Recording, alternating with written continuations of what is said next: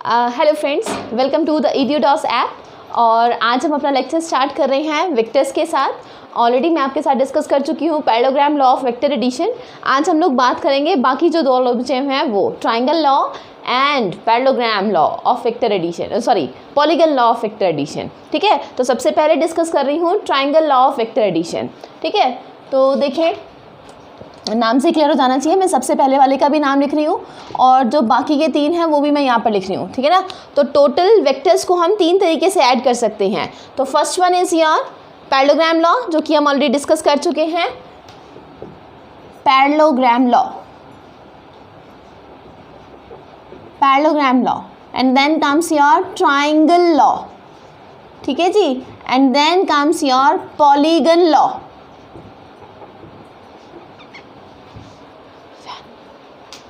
Parallelogram law, triangle law and polygon law. ठीक है जी, तो पैरेललोग्राम लॉ मैं आपके साथ ऑलरेडी डिस्कस कर चुकी हूँ और इसमें मैंने बोला था, देखो इनके नाम से क्लियर आपको जाना चाहिए।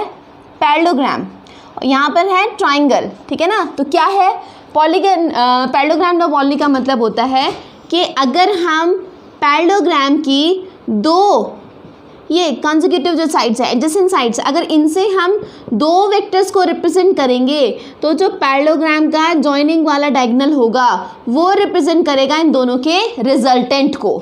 तो जो वेक्टर R होगा that will be sum of the vector A and vector B। ठीक है, तो है क्या पैरेललोग्राम लॉ। पैरेललोग्राम लॉ कहता है कि अगर हम पैरेललोग्राम की दो एडजेसेंट साइड से दो वेक्टर्स को रिप्रेजेंट करते हैं तो थर्ड साइड जो डायगोनल होगा वो रिप्रेजेंट करेगा उनके रिजल्टेंट को। Now comes triangle law. Triangle law क्या है, सिंपल डेफिनेशन। ट्राइंगल में कितनी साइड्स होती हैं, तीन। ठीक है, तो ट्राइंगल लॉ बोलता है ये कि if we represent two vectors A and B, ठीक है ना, तो देखिए बहुत ध्यान से देखें, टेल हेड, ठीक है ना। तो आपकी बार भी क्या होना चाहिए था, टेल हेड, एरो इधर जाना चाहिए था, लेकिन ऐसा नहीं होगा। कहाँ से कहाँ ज्वाइन करना है, वेक्टर A की टेल से वेक्टर B के हेड को, तो एरो होगा इधर की तरफ। ठीक, तो बहुत ध्यान से सुनना जो बात कह रही हूँ कि if the two sides of the triangle, two adjacent sides of the triangle represent two vectors, then third side in opposite direction होनी तो किस डायरेक्शन में चाहिए थी, ऐसे ऐसे ऐसे, है ना, लेकिन इसकी डायरेक्शन हमने क्या कर दी है, opposite. Then third side in opposite direction will represent the resultant of the two vectors. और रिजल्टेंट बोलने का मतलब है अगेन वो रिप्रेजेंट करेगा R = A + B। और आज हम इसी का प्रूफ देखेंगे कि कैसे काम करेगा। ठीक है, तो ऑलरेडी मैं आपके साथ फॉर्मूले के रिगार्डिंग कुछ बातें कर चुकी हूँ। इलेबोरेट वे में आज मैं आपसे ये बात करूँगी कि किस तरीके से ट्राइंगल लॉ के लॉ जो है वो पूरे काम करने वाले हैं। तो हम सबसे पहले क्या करते हैं, ट्राइंगल प्लॉट कर लेते हैं। ठीक है ना, ट्राइंगल की दो साइड्स बनाते हैं, जिसको कि हम एक को लिखते हैं वेक्टर A, दूसरी साइड को हम लोग लिखते हैं वेक्टर B। ठीक है, अब जो थर्ड वाली क्लोजिंग साइड है, ठीक है, थर्ड वाली क्लोजिंग साइड का ये जो एरो है इस पॉइंट पर, that will represent the vector R। और फिर से कंस्ट्रक्शन करनी है, जैसे यहाँ पर हमने कंस्ट्रक्शन करी थी कि यहाँ से हमने इस लाइन को एक्सटेंड किया था वेक्टर A वाली को, और यहाँ से हमने डाला था एक परपेंडिकुलर 90 डिग्री लाइन। सेम हम काम यहाँ पर करने वाले हैं, इस B वेक्टर से हम एक परपेंडिकुलर डालेंगे A वेक्टर वाली एक्सटेंडेड लाइन पर। ठीक है, तो ये एंगल हमारे पास होगा 90 डिग्री। ठीक, अब हम क्या करेंगे, बोला था हमने किसी भी वेक्टर को उसी की लाइन के अलोंग डिस्प्लेस करेंगे तो कोई फर्क नहीं पड़ेगा, तो हम टेल टू टेल ज्वाइन करके ही दो वेक्टर्स के बीच का एंगल पता कर सकते हैं। तो वेक्टर A को हम आगे की तरफ कर देंगे, तो ये जो एंगल बनेगा that will be between vector A and vector B। Theta इसको हमने एज्यूम कर लिया। अब इस वेक्टर B की वैल्यू हॉरिजॉन्टल की तरफ, या जिस साइड के साथ B जो है थीटा एंगल बना रहा है उस तरफ वैल्यू होगी B cos थीटा, और जो ये दूसरी 90 डिग्री की तरफ साइड है वहां पर वैल्यू होगी B sin थीटा।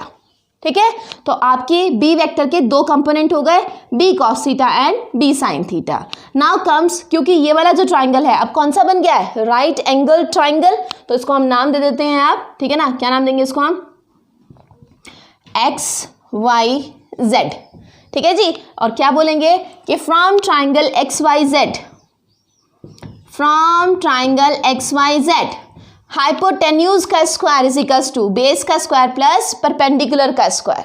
ठीक है, तो कैसे लिखेंगे इसको कि आपके पास XZ का स्क्वायर इज इक्वल्स टू है एक्स वाई का स्क्वायर प्लस वाई जेड का स्क्वायर, ये साइड प्लस ये साइड का स्क्वायर। हाँ, पाइथागोरस थ्योरम हमने लगा दी। अब एक्स जेड तो सिंपल है, क्या है वेक्टर आर, और वेक्टर आर का अगर हम स्क्वायर करेंगे तो हम इसको बिना एरो के भी लिख देंगे, कोई फर्क नहीं पड़ेगा।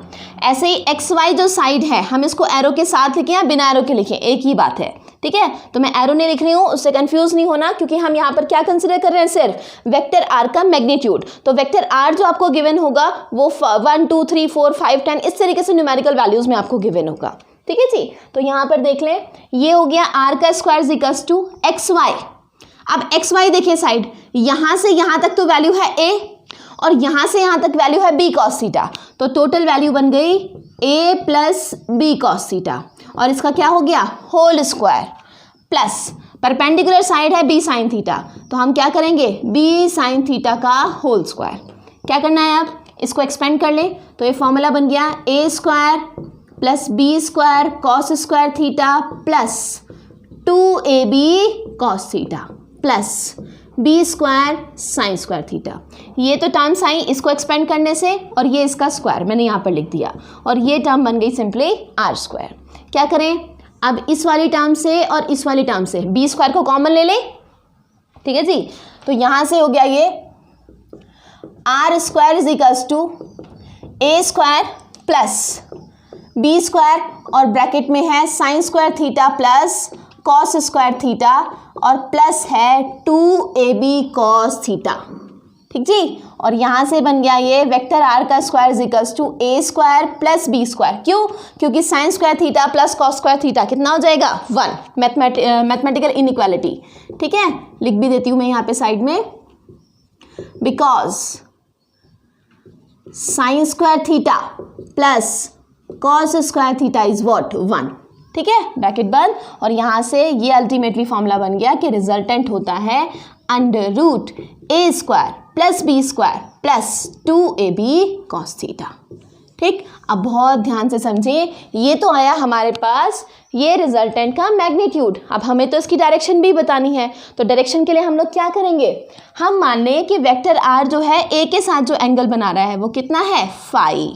थीटा को फाई से कंफ्यूज नहीं करना है, फिर से याद रखें, यहाँ पर बना था ये वाला एंगल थीटा, ठीक है जी, और यहाँ पर हमने कंपोनेंट किए थे B cos theta and B sine theta parallelogram law के अंदर, ठीक है। तो जिसको पैरेललोग्राम नहीं समझ में आया, यहाँ पर उसको ये चीज़ें कोरिलेट करनी है, वो उसको अपने आप समझ में आ जाएगा, ठीक है ना। और वीडियो को सिर्फ एक बार देखा है तो वीडियो को आप एटलीस्ट 2 बार देखें, ये सारा पार्ट आपको क्लियर हो जाएगा, ठीक है जी। नाउ नेक्स्ट हमने अज्यूम किया कि जो वेक्टर आर है वो ए के साथ जो एंगल बना रहा है, now this angle is what phi. यहाँ पर भी आर और ए के बीच का एंगल फाई है, यहाँ पर भी आर और ए के बीच का एंगल फाई है, ठीक है। नाउ नेक्स्ट कम्स, हमने वहाँ पर भी tan फाई कैलकुलेट किया था, यहाँ पर भी अब हम क्या करेंगे tan फाई ही कैलकुलेट करेंगे। तो यहाँ से जो एंगल होगा tan phi that will come out to be perpendicular upon base, ठीक है ना। tan फाई हो जाएगा परपेंडिकुलर अपॉन बेस, तो परपेंडिकुलर जो है यहाँ पर वो है आपके पास b साइन थीटा, और बेस आपके पास है a plus B cos theta. तो जो फाई ये तो मैग्नीट्यूड है, आर की जो डायरेक्शन है phi that will come out to be tan inverse B sine theta upon A plus B cos theta. अभी मैं आपको कुछ न्यूमेरिकल्स भी बताऊंगी, तो आपको ये बहुत फ्रूटफुल लगेगा फॉर्मूला, इससे बहुत सारे क्वेश्चन सॉल्व होते हैं। तो याद रखना, ये पार्ट आपको फिजिक्स में तो पढ़ना ही है, ये मैथ्स में भी कोरिलेट होने वाला है, ठीक है जी। तो मैथ्स में कोरिलेट कैसे होगा आप इस चीज़ को अब समझें, ठीक है। तो यहाँ पर हमने बात कर ली कि आर का मैग्नीट्यूड कितना है, आर की डायरेक्शन कितनी है। नाउ कम्स के इस फॉर्मूले का यूज़ क्या है ना। क्या मतलब है इस फॉर्मूले को लिखने का, इस फॉर्मूले को लिखने का मतलब है आपको बोलेगा क्वेश्चन में कि आपके पास क्या है, 2 वेक्टर्स हैं, ठीक है, और 2 वेक्टर्स जो हैं, मैं बता रही हूँ आपको क्वेश्चन, आप समझिएगा इसको, आप इसको पैरेललोग्राम लॉ जनरल क्वेश्चन बोलेगा, आप इसको चाहे ट्रायंगल लॉ से सॉल्व करें चाहे पैरेललोग्राम से सॉल्व करें, एक ही आंसर आएगा। क्योंकि ये दोनों फॉर्मूले आप नोटिस करें, दोनों फॉर्मूले दोनों ही रिलेशंस में जो हैं, दोनों ही लॉ में जो आ रहे हैं वो सेम आ रहे हैं, ठीक है ना। तो आप ट्रायंगल लॉ यूज़ करो, आप पैरेललोग्राम लॉ यूज़ करो, one and the same thing, कोई डिफरेंस नहीं है। बस ओनली थिंग जो आपको ध्यान रखनी है, क्या याद रखनी है कि ट्रायंगल लॉ का स्टेटमेंट है कि if 2 vectors are represented by the 2 adjacent sides of a triangle, triangle की दो, एक के बाद एक साइड से अगर दो वेक्टर रिप्रेजेंट होते हैं तो तीसरी साइड, फिर बोल रही हूँ सबसे इंपॉर्टेंट वर्ड, इन ऑपोजिट डायरेक्शन। ये बनना था ऐसे 1 2 3, लेकिन हमने इसको ऐसे ना बना के कैसे बनाया, ऐसे। तो third side in opposite direction will represent it's resultant. ठीक है, ये मैं क्यों बार बार बोल रही हूँ, क्योंकि ट्राइंगल लॉ का यूज़ करेंगे और पॉलीगन लॉ हम यहाँ पे कैलकुलेट करेंगे। लेकिन उससे पहले हम लोग बात करते हैं जो फॉर्मूला हमने लिखा है उसका मतलब क्या है। उस फॉर्मूले को लिखने का मतलब है ये कि आपके पास वेक्टर आर है √a² + b² + 2ab cos theta. ठीक है जी, इस फॉर्मूले के 3 इंटरप्रिटेशन है। क्या इंटरप्रिटेशन है?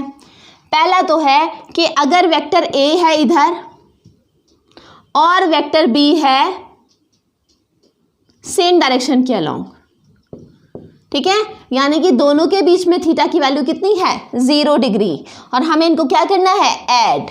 ठीक है, तो थीटा अगर है 0 डिग्री तो cos 0 हो जाएगा कितना, 1, और cos 0 अगर 1 हो गया तो रिजल्टेंट आ जाएगा √a² + b² + 2ab, क्योंकि तो इंटू 1 है ना। और यहाँ से r की वैल्यू आ जाएगी √a + b का होल स्क्वायर, या फिर r = आ जाएगा a + b। बहुत बहुत बहुत इंपॉर्टेंट रिलेशन है। ठीक है, और ये है, इसको हम r = a + b भी बोल सकते हैं, और इसको हम r max = a + b भी बोल सकते हैं। ठीक है, अभी मैं इसका मतलब आपको समझाऊंगी। पैरेललोग्राम लॉ के अंदर मैंने सिर्फ ये वैल्यूज़ लिखी थी, आज मैं आपको इसका मतलब भी बताऊंगी कि इसको लिखने का मतलब क्या है। नाउ कम्स कि हमारे पास वेक्टर a है इधर, लेकिन वेक्टर b है इधर की तरफ, सच दैट दोनों के बीच का जो एंगल है वो कितना है, 90 डिग्री। तो फिर से रिजल्टेंट बनेगा, लेकिन जो रिजल्टेंट बनेगा, और हमें मालूम है क्योंकि cos 90 की वैल्यू कितनी होती है, 0, तो रिजल्टेंट यहाँ से आ जाएगा सिंपली, दिस इम्प्लाइज r = आ जाएगा सिंपली a² + b², खत्म। ये इंटरमीडिएट वैल्यू है। ठीक है, नाउ अगर वेक्टर a है इधर और वेक्टर b है जस्ट ऑपोजिट डायरेक्शन में, making an angle of 180 degree with a, तो क्योंकि थीटा की वैल्यू है कितनी, 180 डिग्री, तो cos 180 will come out to be -1। ठीक है, और -1 होने की वजह से जो रिजल्टेंट है that will come out to be a² + b², और प्लस का साइन बीच में से 2ab × -1 होने की वजह से हो जाएगा a² + b² - 2ab, और ये फॉर्मूला बन जाएगा a - b के होल स्क्वायर का, और अल्टीमेटली r की वैल्यू आ जाएगी a - b, जिसको कि हम मिनिमम भी बोल सकते हैं। तो यानी कि दो क्वांटिटीज़ को अगर आप ऐड कर रहे हैं, 3 + 2 अगर आप कर रहे हैं, तो 3 + 2, 3 और 2 दोनों वेक्टर है, याद रखना, स्केलर नहीं है, वेक्टर बोल रहे हैं तो सिर्फ वेक्टर हैं। तो अगर a और b जो दो वेक्टर हैं उनमें से a की वैल्यू है 3 और b की वैल्यू है 2, तो इनकी जो वैल्यूज़ हैं वो लाई करेंगी कहाँ से कहाँ तक, तो वो लाई करेंगी, मैक्सिमम वैल्यू r की कितनी है, a + b, तो यानी कि वो लाई करेंगी, यानी कि 3 + 2 कितना, 5। इंटरमीडिएट वैल्यू 3² + 2², ठीक है ना, इसको मैं 4 3 ले लेती हूँ, 5 आ जाती है इंटरमीडिएट वैल्यू, तो मैं वहाँ से समझाना आसान हो जाएगा। तो मैं इसको 4 ले लूँ और इसको मैं क्या ले लूँ, 3। ठीक है जी, तो यहाँ से जो पहली वैल्यू आएगी that will come out to be 4 + 3, यानी कि कितनी, 8। ठीक है, और ये सिग्निफाई करेगा कि दोनों किधर हैं, सेम डायरेक्शन में वेक्टर्स। लेकिन 4 + 3 की ही वैल्यू 4² + 3² का रूट भी हो सकती है, मतलब कितना, 5 भी हो सकती है। 4 + 3 की ही वैल्यू 4 - 3 = 1 भी हो सकती हैं। तो अगर हम दो वेक्टर्स 4 + 3 को ऐड कर रहे हैं तो इनकी जो रेंज है आप वो देखें कहाँ से कहाँ लाई करेंगी। ज़रूरी थोड़ी है हमेशा एंगल 180 होगा, ज़रूरी थोड़ी है हमेशा एंगल 0 होगा, ज़रूरी थोड़ी है हमेशा एंगल 90 होगा।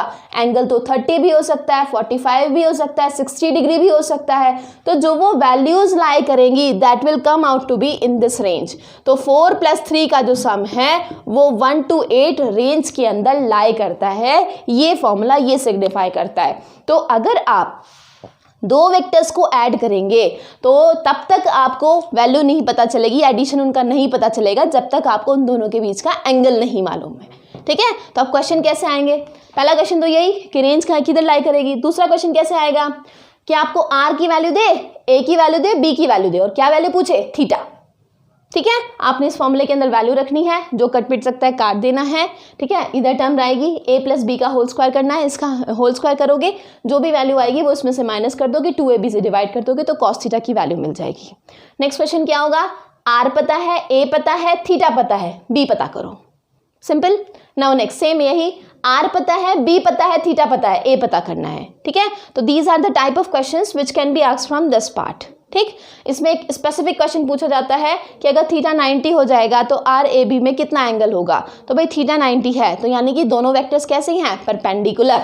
ठीक है, एक राइट एंगल ट्राइंगल बनेगा, तो मतलब ऐसा ट्राइंगल बनेगा।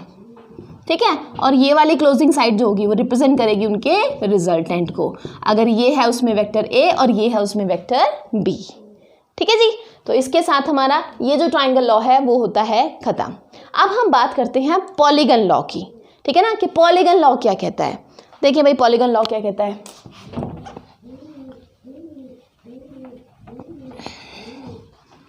दो ऑलरेडी हम पार्ट पढ़ चुके हैं वेक्टर्स के एडिशन के।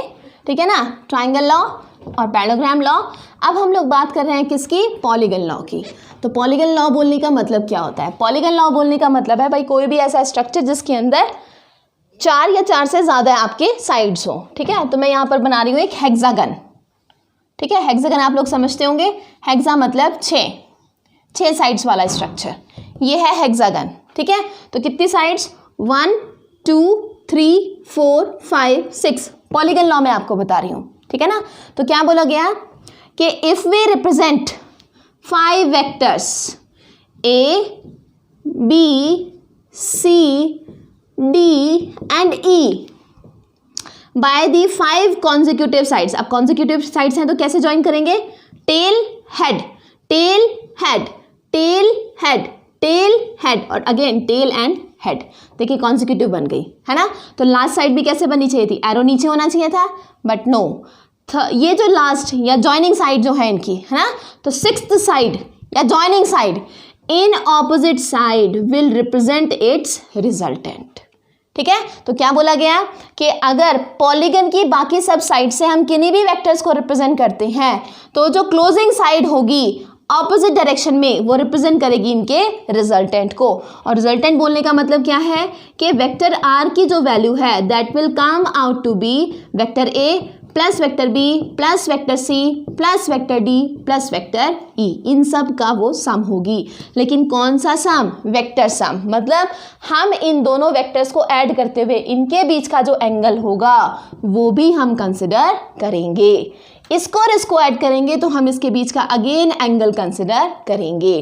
ठीक है, तो कैसे होगा एडिशन?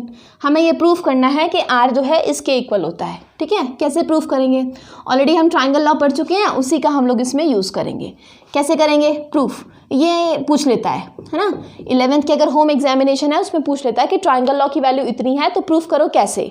ठीक है, तो फर्स्ट ऑफ ऑल ये सेम स्ट्रक्चर आपने देख लिया है, मैं इसी के अंदर कंस्ट्रक्शन कर रही हूँ। क्या करेंगे हम?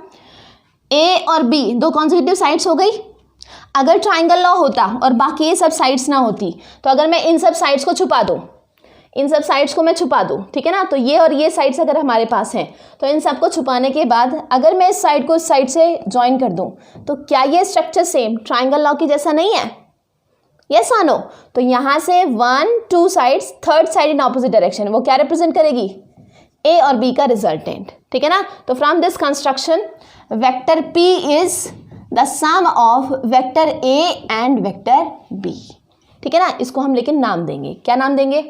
मैं पहले कंस्ट्रक्शन कर देती हूँ। ठीक है ना, सिमिलरली हम इस साइड को, अब फिर से इस पूरे को भूल जाओ, यहाँ इस साइड को भूल जाओ और इस साइड को भूल जाओ। ठीक है ना, सिर्फ कौन याद रखो? एक ये वाली लाइन और एक ये वाली लाइन।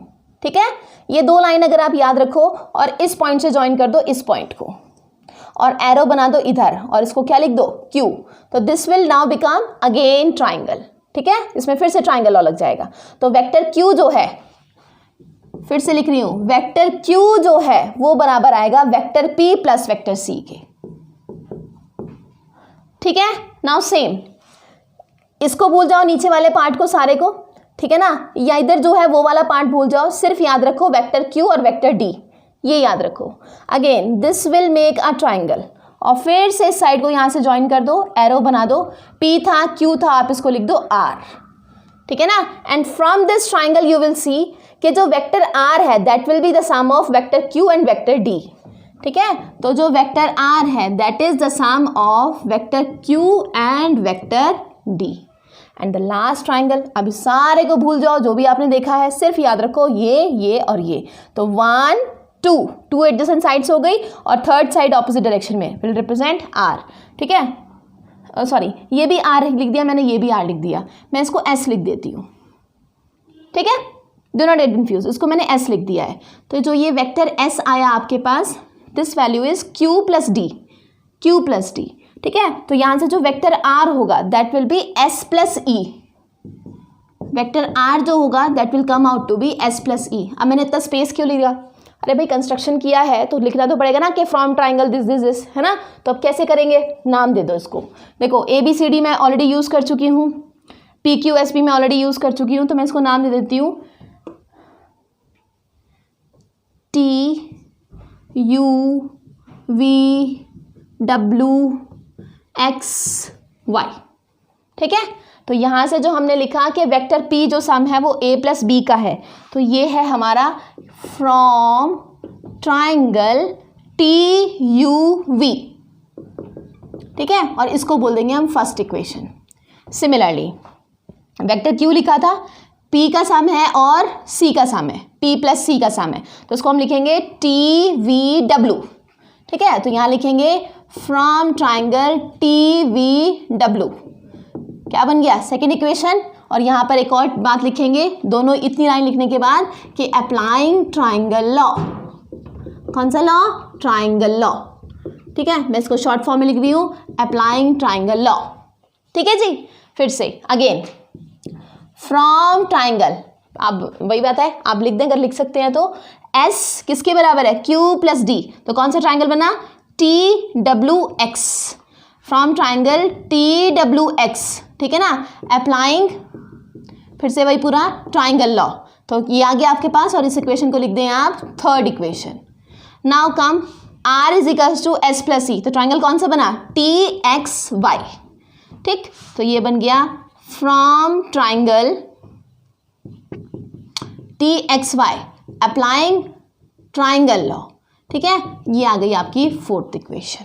अब बस आपने करना क्या है, पुट फर्स्ट इन सेकेंड, लिख देती हूँ मैं यहाँ पे, ठीक है। क्या करना है, put first in second, first को सेकेंड में रख दें, तो देखिए यहाँ पे पी है, यहाँ पे भी पी टर्म है, ठीक है। तो हमें जो क्यू की वैल्यू मिल जाएगी, vector Q that will come out to be, P की जगह लिखेंगे ए प्लस बी, तो हमें टर्म मिल गई वेक्टर ए plus vector B plus vector C, ठीक है।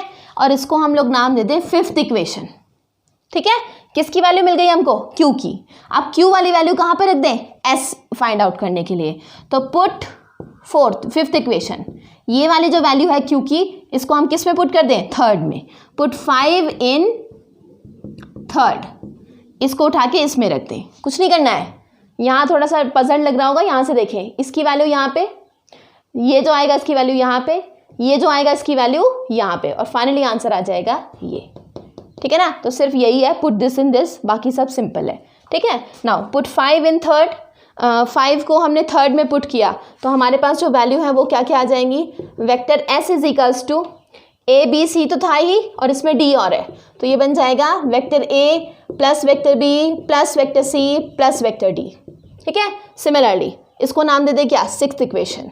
अब क्या करें, पुट सिक्स्थ इन कौन सी इक्वेशन, फोर्थ, ठीक है, पूरा लिखेंगे, put sixth in fourth equation. तो सिक्स्थ को फोर्थ इक्वेशन में पुट करेंगे, तो आर क्योंकि है एस प्लस ई, और एस की वैल्यू है ये पूरी, तो यहाँ से vector r is equals to आ जाएगा a plus b plus c plus d. Arrow नहीं भूलना है, एरो हमेशा लगाना है, और यहाँ पर कौन सी टर्म है, ई, वेक्टर ई।